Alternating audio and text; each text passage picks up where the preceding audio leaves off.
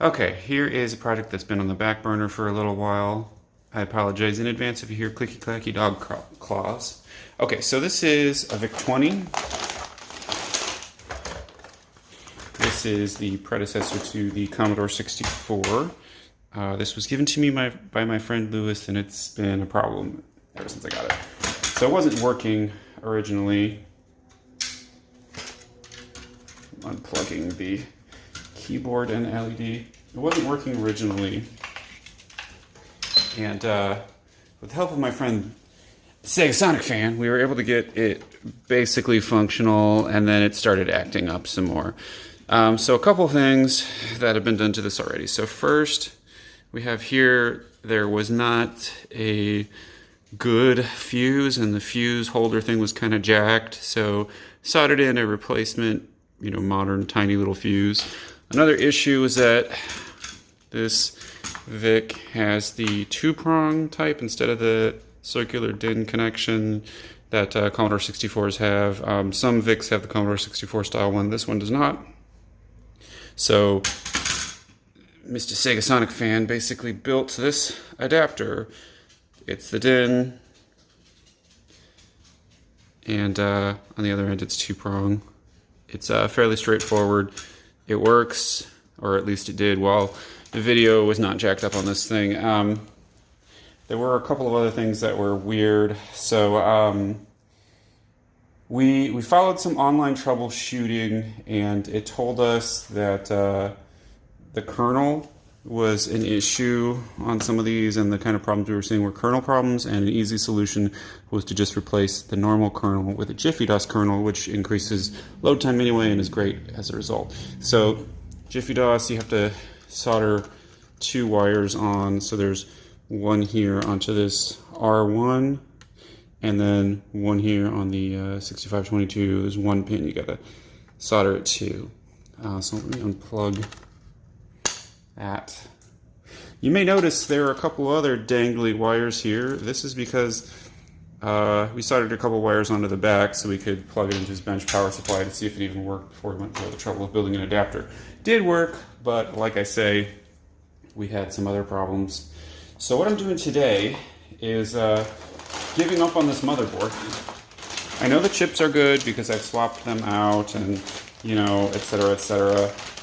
I don't think the chips are the problem. The JiffyDOS certainly fixed the kernel problem, but there are other problems. So here is a new, well, not new, but you know what I mean, new to me, motherboard for the VIC. So I'm basically going to pull off all of the chips that are on this and mount them on this new one. And in addition, I am also going to, give it a good cleaning and then, put it in the plastic shell, and hopefully it'll work.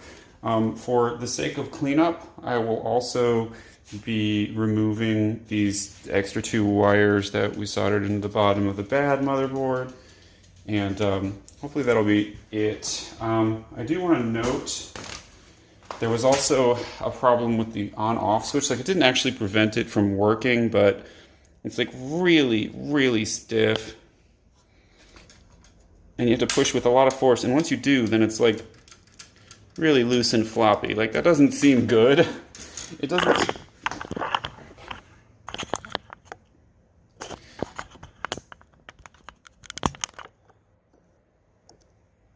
It doesn't stop it from working necessarily, but it doesn't seem great, So I'm going to disassemble this puppy, and one other thing I wanted to note is the motherboards are not the same revision. So this one, the janky motherboard, let me focus in on that. I don't know how well you can see that. Focus. There we go. The janky motherboard has got an 81 Commodore International copyright R-7HB. There's also this sticker over here with F12454. Compared to the new to me motherboard, it is again 81 Commodore International W-1894HB. So it's a different revision of the motherboard, but it should be functionally the same. I did kind of go over the whole thing, and you know, all the sockets are the same parts are socketed. Like, it looks pretty much the same. If you're used to Commodore 64s, it's probably also worth noting the things that are obviously different. I mean, I know this is an older computer and everything, but this whole power apparatus is enormous and weird. And there's some really janky looking traces on the back here. They're all like bumpy and lumpy.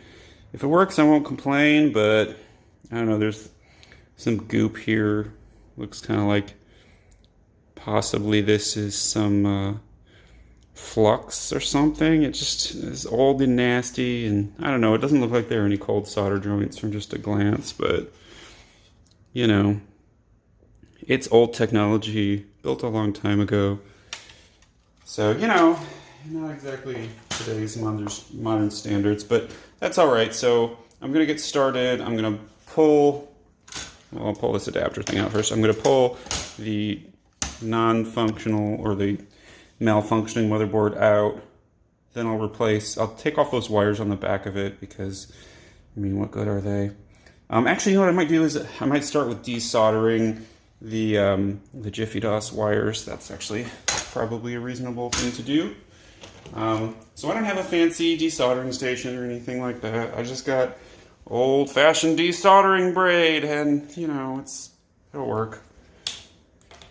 So I guess we'll start there. I'm gonna move the camera so we can get a better look at what I'm doing. Okay, so 6522, that's what we're working on, and we also got to take it off of this.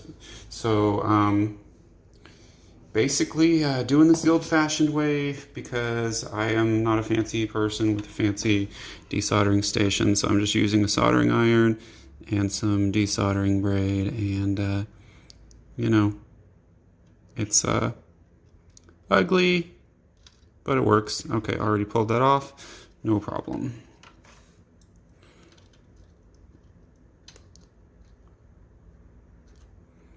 See if I can get this off the leg without desoldering the entire thing. Oof.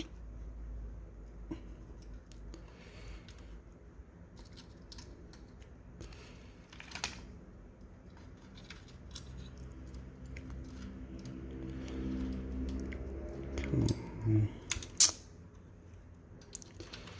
I'm just gonna try and straight up heat it and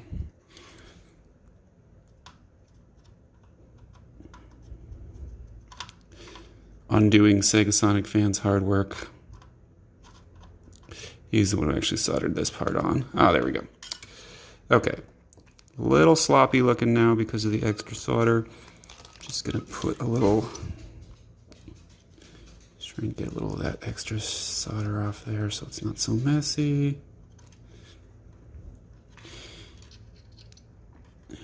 And almost done. I guess it doesn't ultimately matter since this is basically a trash VIC at this point. Let's see here. Okay, so I'm going to unscrew this puppy, or maybe I should take the chips out first. Yeah, that makes sense. Okay, so I'm going to grab some equipment to make it easier to pull the chips out. Okay, ideally, you're going to want a chip puller to pull chips out. It makes things a lot easier. I don't have that. But I do have this grabby claw thing here, which tends to work okay, provided you put something on the other end so it doesn't go flying and bend the pins. So, you know, just kind of try and get under a little bit here, try not to scratch things, you know. I'm not too worried about scratching the motherboard at this particular instance because it doesn't work right, and I'm tired of fighting it. So you just kind of wedge it under and try not to apply too much pressure, just kind of wiggle it. You know, no, still kind of bent it up on one side. Oh well. Yeah, that could have gone better.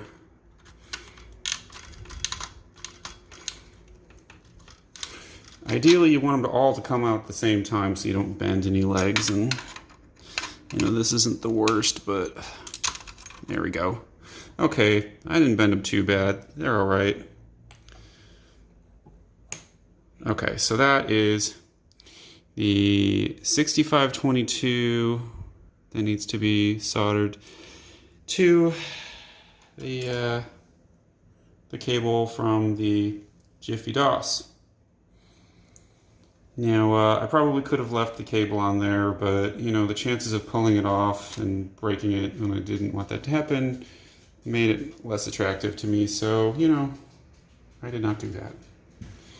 So, we could just start reseating the chips in the new motherboard, but I actually want to clean it off first, so I'm not going to do that.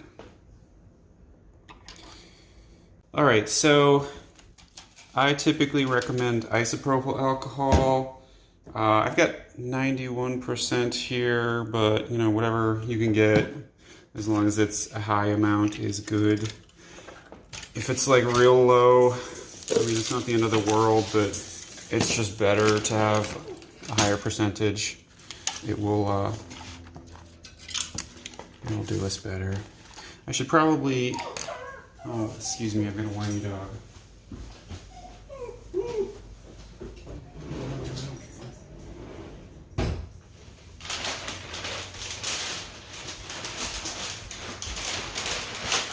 Probably just use this anti-static bag instead of the faux leather Commodore cover. I don't want to mess that up. So,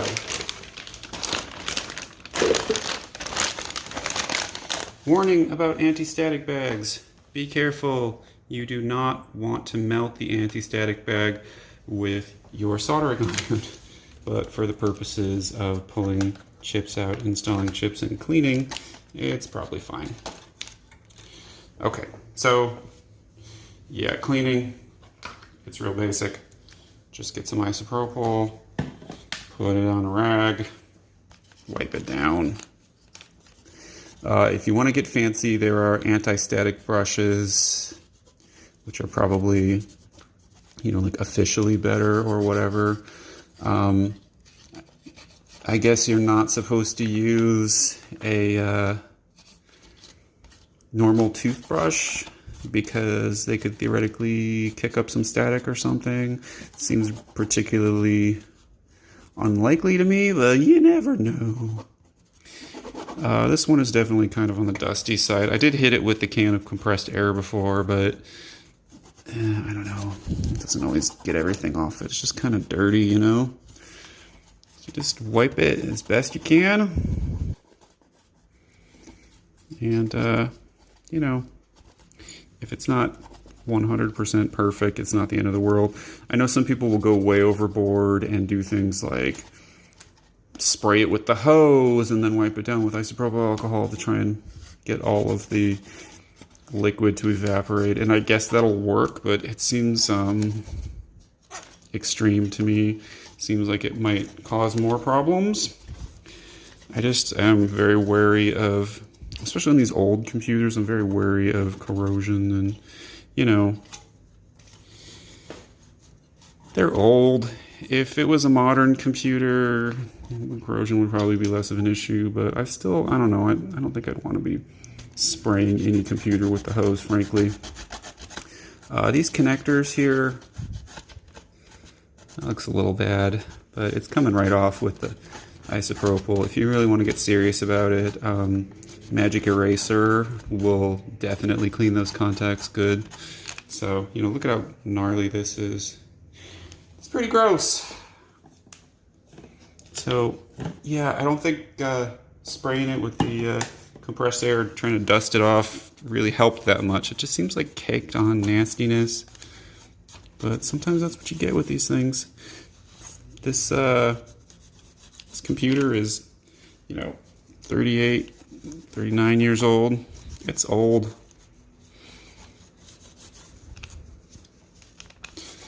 Okay, just about done here. Now, ideally, you'd want to get like a spray can of deoxit and spray in those sockets and make sure they're making good contact. I'm not super worried about that particular issue. I don't know, it doesn't seem to be too much of a problem with these old Commodores, at least with the sockets that are installed factory. If you installed sockets manually, who knows? And you never know who's worked on a board before you and what it's been through, but I mean, it all looks like stock factory stuff to me. I don't see any indications of like sloppy rework or anything so far. I haven't taken this lid off of the processor yet.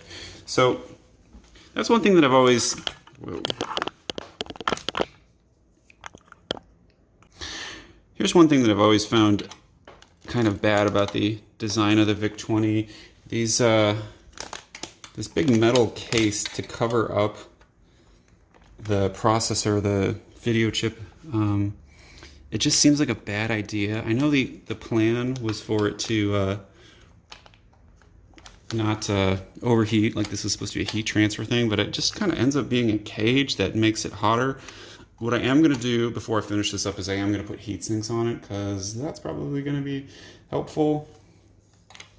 But wow, this thing is hard to get up. I don't remember how I got it up on the old one. I don't want to like apply too much leverage because I don't want to damage the motherboard. I guess, wow. Yeah, this is pain.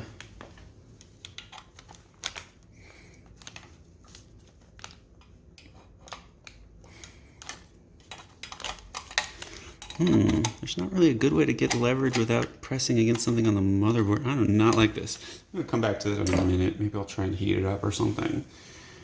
That's a bad design. All right, well, I'm just gonna put this chip in since we cleaned out that socket. I actually may as well clean the chip off too while I'm at it. This is the 6522. Can't hurt.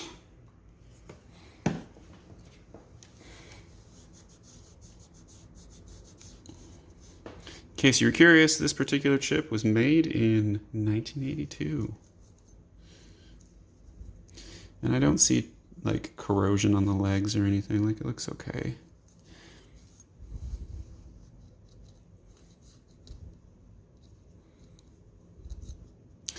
Oh, and this one was made in Korea. You can actually see the MOS or MOS logo on it. That means this was actually made by Commodore's. They owned MOS Technologies, the chip fab. They made their own chips. They also made all the chips that everybody else was using at the time, like the Apple II used the 6502 processor, and the Atari 8-bit, the 400 and 800 used the 6502. So everybody was kind of at Commodore's mercy. I know that they definitely played some dirty pool to try and screw their competitors over at Christmas.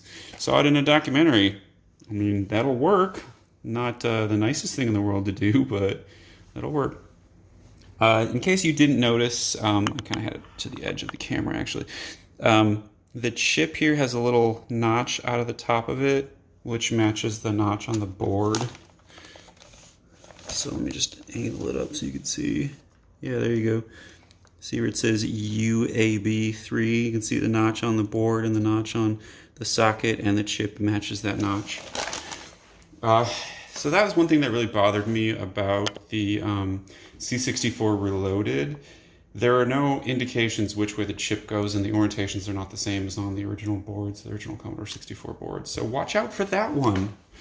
Okay, so I was going to get some more cleaning done and then go back and try and get this lid off. So let me clean it a little bit more.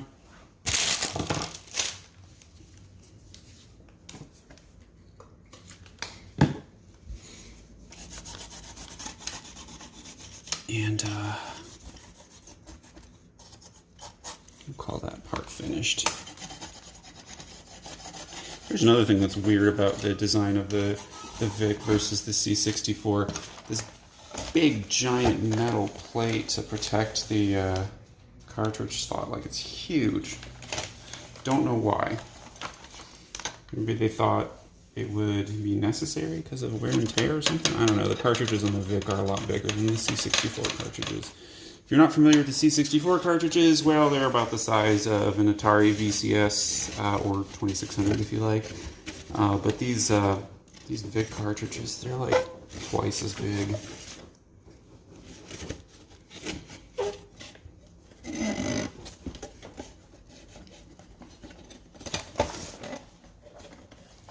Okay, almost done with this.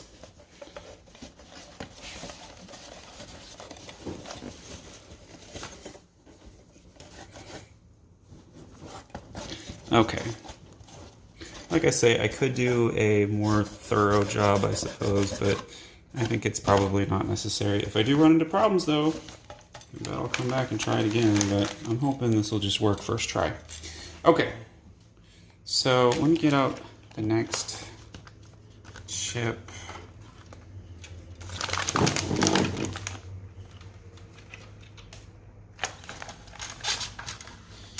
What I'm just going to do is grab the other 6522, since we already successfully pulled one of those.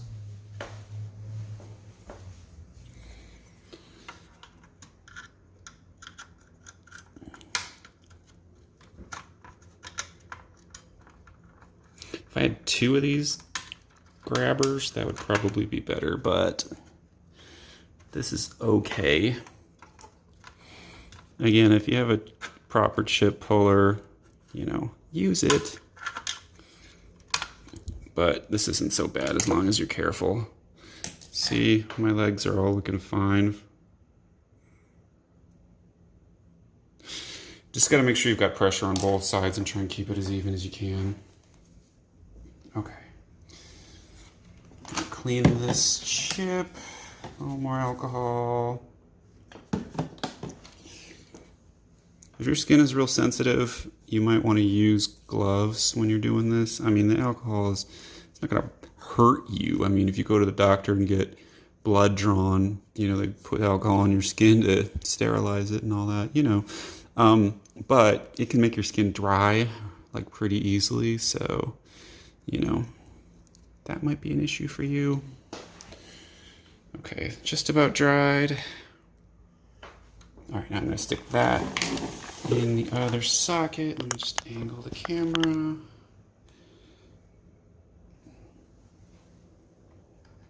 You probably can't see this too well, but that's all right. It's the same thing. Legs all in. There we go. Okay, other 6522 is in. Now let's go back. Okay, so what do we got left here? So we've got the VIC-1 video processor, the 6560. We got over here, this is the CPU, the 6502. What is this one? 91460. Not sure what that is off the top of my head. You can see this is the JiffyDOS kernel. So let me try getting this 901.1460 off. I don't need to look up what that chip is because I don't know off the top of my head.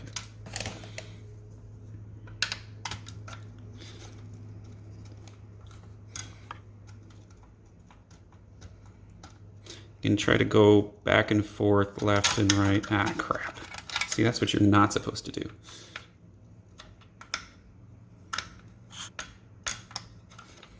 And it's hard when it's at an angle and there's something in the way. Well, again, chip puller, good tool to have. Need to buy one. Still managed to get it out without bending the legs too bad. They're a little bent, but you know, nothing broke. It's not the end of the world. I'm gonna clean this puppy. This one's made in the Philippines. Commodore makes stuff all over the place.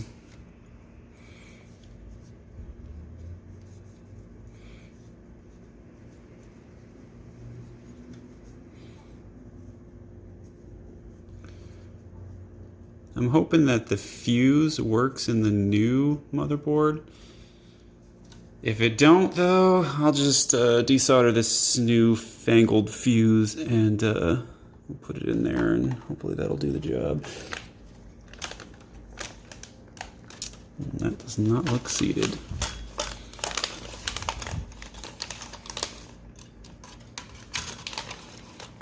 Nope, that's definitely not seated. Okay.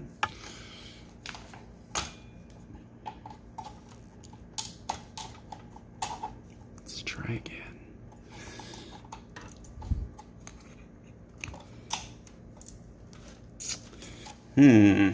Having a hard time with this.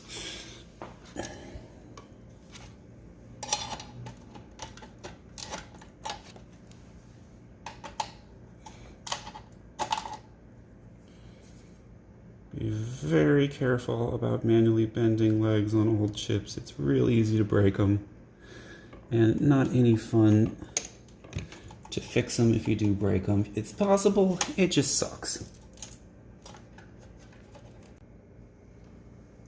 Okay, let's do this little puppy here, the 6502, the CPU, and again, try and wiggle back and forth and don't pull up too much on one side if you're not using a chip picker, that is. Ah, man, I still did it. Well, that was a failure. Oh well, I still got it off without damaging it, so that's all that matters. Woo, there's the legs, they look good. Alright, I'm gonna clean it just to be safe. Again, deoxit would not be a bad idea here. I don't have any at the moment. I should really buy some more, but I don't think it'll be necessary because I already know that these chips work.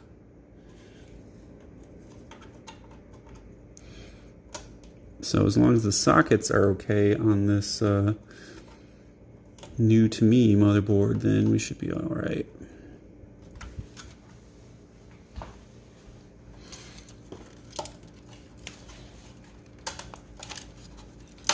There we go. 6502 is in the house. All right, so now I got this. I think this is a ROM chip. Probably a character ROM or something like that. And then we've got the kernel, the JiffyDOS kernel. I could restore the old kernel, but why? So there's not really room on this one to put a normal, yeah, that came right out. I was just gonna say there's not really room on this because of the tight clearance here to jam the flathead standard screwdriver in there, so I just was careful and pulled it out, and it's okay.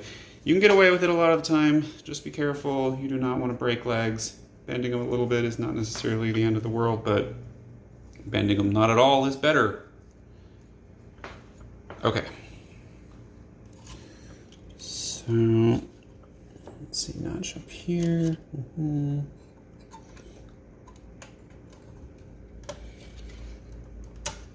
That one went right in. Great. So let's get the JiffyDOS out. Obviously this is a whole board instead of just a chip because it's a custom thing. And I did bend one of those legs a little bit. Darn. Gotta be careful. I think I might try and straighten that a little bit. Be very careful doing this, folks.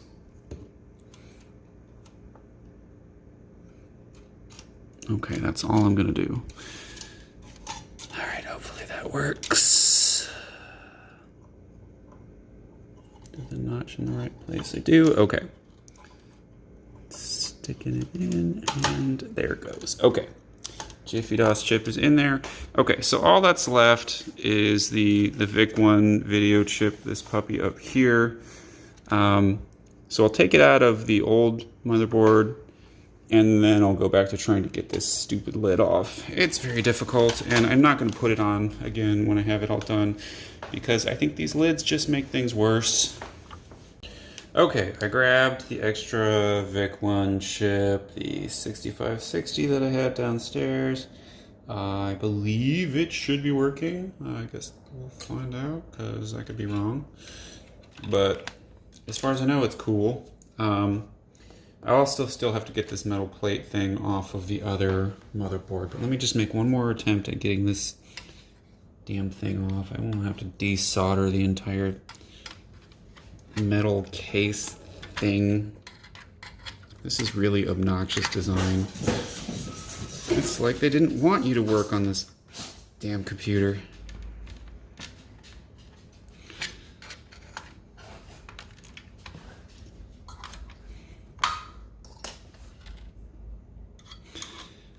Yeah, maybe they didn't. Oh my god. Oh, I got it out. Okay. Bam. What do you know? That was hard. Alright, well, legs are intact. Not too messed up. I guess I just kind of had to press against this metal case thing, which may have been bent a little, but it doesn't matter because this is already a bad motherboard, so I'm not worried about it. Okay, well, got two 6560s just in case. The one that I just pulled out is this one. Yeah. All right, well, we'll start with that one. And if we have to, we'll switch to the other one. All right, so I'm taking this motherboard, get it out of the way. Oh, actually, you know what I should do first is unscrew it from the case. That'll only take a minute. Ah, the exciting world of computer repair. Vintage computer repair. It's a lot harder to do this kind of stuff on modern computers because all the components are like microscopic. Did you know, by the way, that VIC-20s have potentiometers right here to mess with the video? It can help. It can also make things terrible.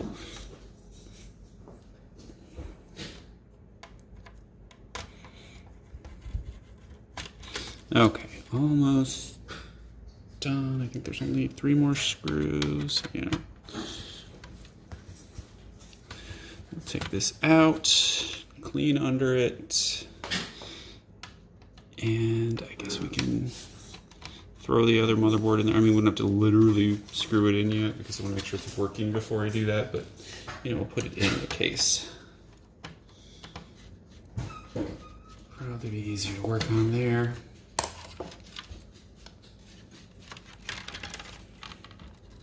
Oh, missed a screw. There's a screw right behind this metal box.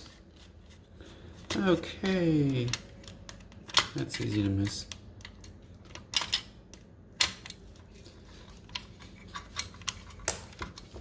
Hard to get this screw out too.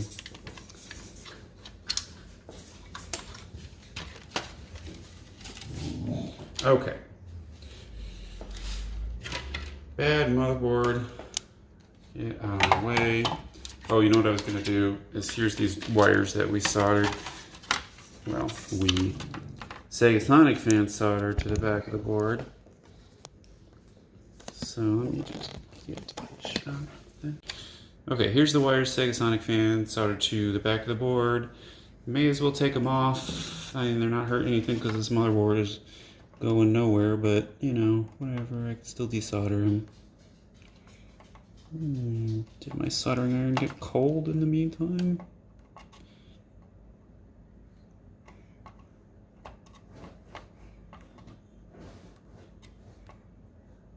I should put some flux down. Oh, there it goes. Right. Always can be useful to have wires. I'm sure I'll use them sooner or later. Okay. Probably should have had a bit bigger head on this for what I'm doing now, but that probably wouldn't have helped what I was doing before, or what I'm doing next. So, short of cooling the whole thing off, swapping the heads, doing it, and then putting back, I'm just gonna make do.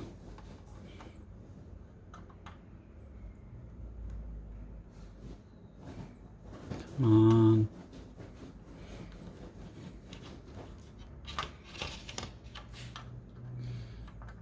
Wow, this is not going my way.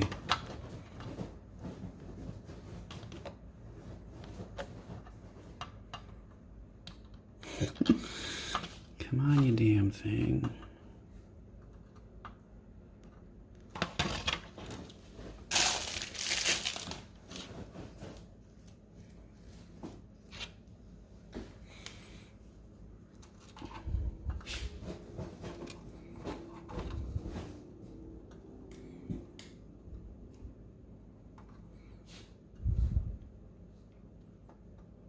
Probably ancient solder.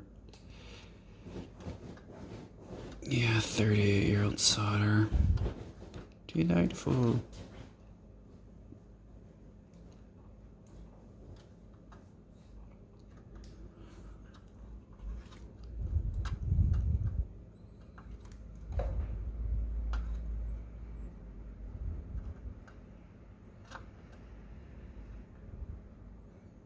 This is taking way more effort than it should, so I'm just gonna snip it. Screw it. Could still use the wire later. Don't want to mess with old solder anymore. Okay. Dead motherboard out of the way.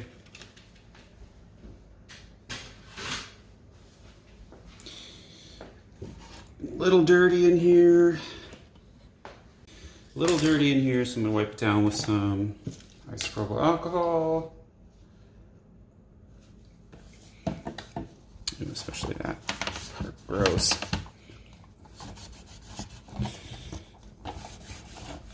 I did already hit this with compressed air, but there was a motherboard in the way, so, you know, that probably didn't help. Another thing you can do if there's little hard to reach spots is just grab a couple Q-tips. I mean, probably not the best idea to rub them against the legs of a chip or something like that, because you don't want fuzz to pull off, but I'm just cleaning plastic here, you know? So I'm gonna grab Q-tips.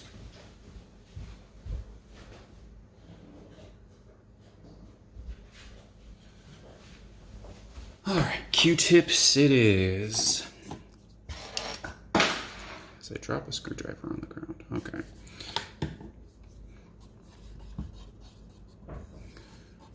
A little isopropyl alcohol never hurt nothing. Get this almost 40-year-old grime off of this. Who knows the last time this was actually cleaned on the inside with any kind of thoroughness.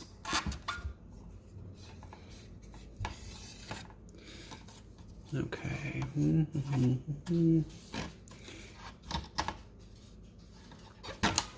It's actually not as bad as it could be for something of its vintage. I've seen old Commodores with all kinds of nastiness inside them.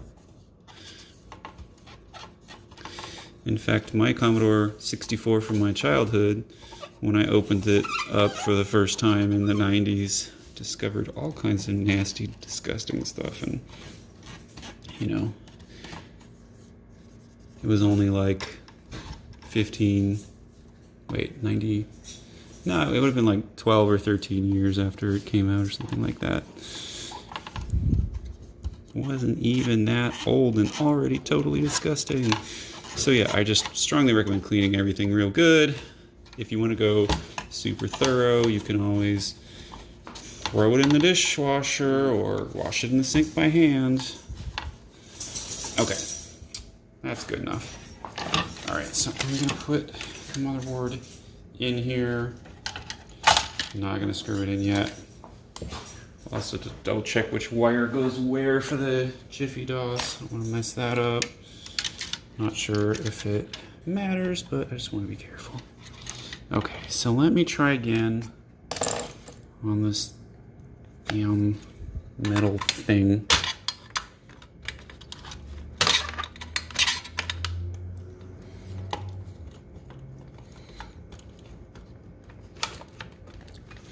Wow, these are awful.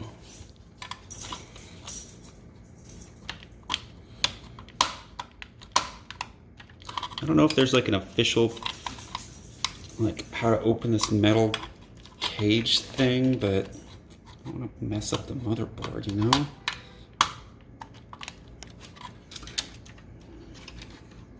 Maybe I can just bend each individual prong until it comes up. Yeah, I think I'm going to try a pair of pliers. Even if it turns out there is another VIC-1 chip in there, I still want this metal plate off because I just do not trust the heat dissipation. You know, I realize old computers typically don't run super hot, but man, VIC-2 chips on the C64 are iffy. There we go. Good thing I got it off because there's no CPU in there. Okay, I'm never putting this back in, and I don't think you should either. All right, so let me get the socket real quick with some isopropyl alcohol. And then we'll insert the chip and see where that gets us.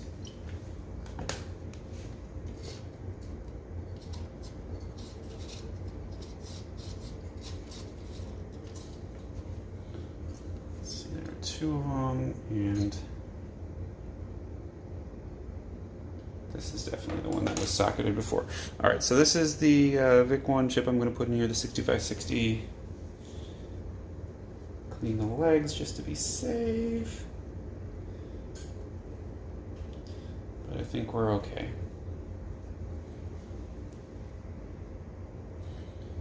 Okay, make sure the notch is pointing the right way. Dinged a little of the case there. Yanking it out. Well, I don't think it hurt anything. But here we go.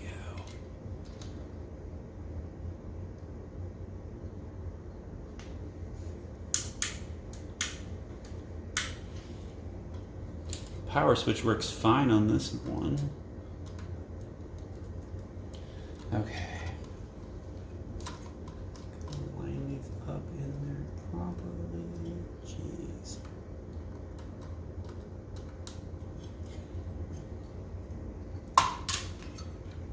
Okay. CPU's in there. Okay. Last thing to do before testing is get the JiffyDOS installed correctly. All right.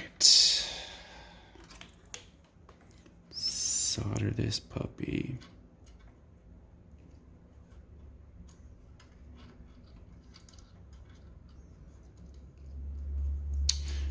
It's really hard to do without having an extra hand.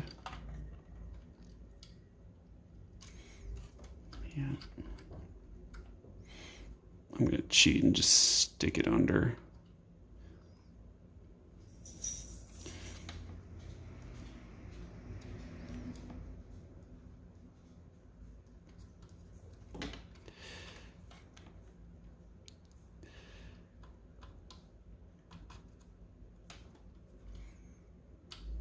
That seems to have worked. Okay, cool.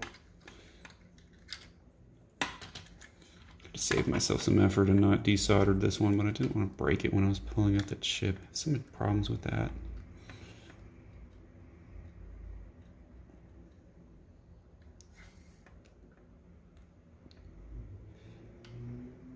Oh boy.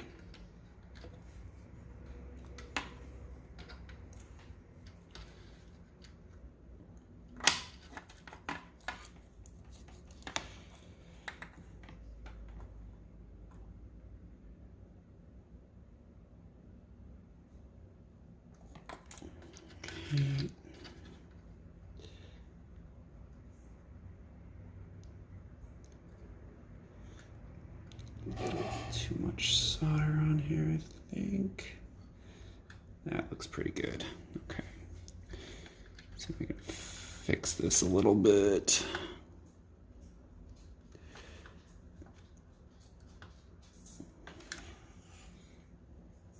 I think that is A-okay. All right, I think I got it all in here. I think we should be all set. And now reattach this puppy. That's okay. All right, now the ribbon cable for the keyboard. I think it goes like that. Should be hard to screw up. Yep, there's a...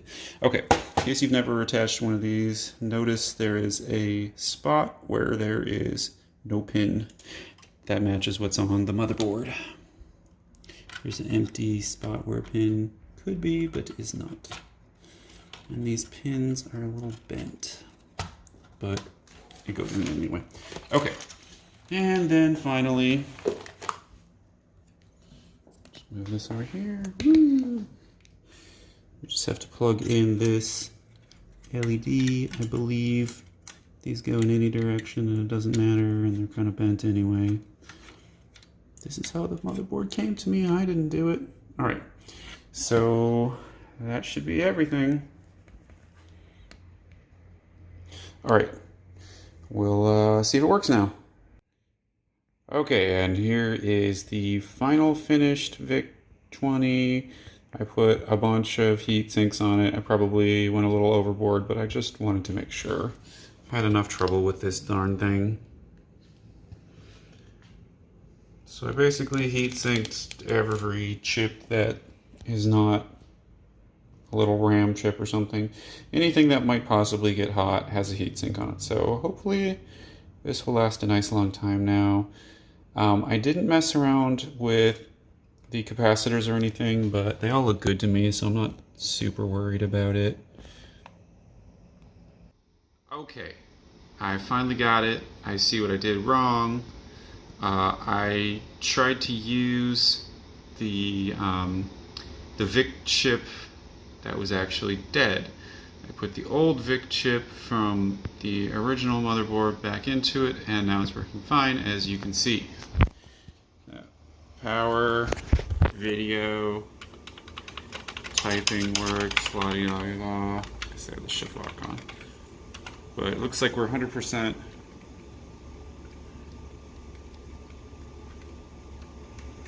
Yeah, I think we're all set. Bam.